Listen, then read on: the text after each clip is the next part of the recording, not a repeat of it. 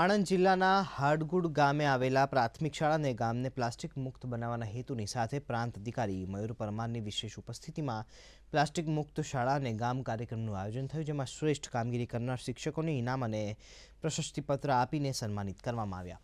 વિદ્યાર્થીઓએ પ્લાસ્ટિક મુક્ત ભારત વિષય અંતર્ગત પોતાના પ્રતિભાવો આપ્યા. આ પ્રસંગે પ્રાંત અધિકારીએ પોતાના સંબોધનમાં શાળા પરિવારને 10,000 કરતાં વધુ બોટલ એકત્ર કરવા બદલ અભિનંદન આપ્યા અને ગ્રામજનો અને વિદ્યાર્થીઓને પ્લાસ્ટિક મુક્ત ગામ બનાવવા અપીલ કરી.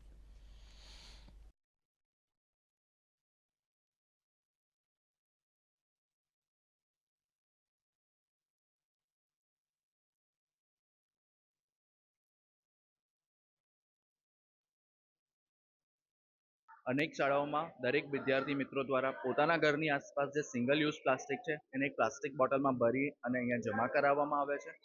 એ જમા કરાયેલી બોટલો આપણે કલેક્ટ કરી આપણી સામે 1,00,000 બોટલ કલેક્ટ કરવાનો ટાર્ગેટ છે.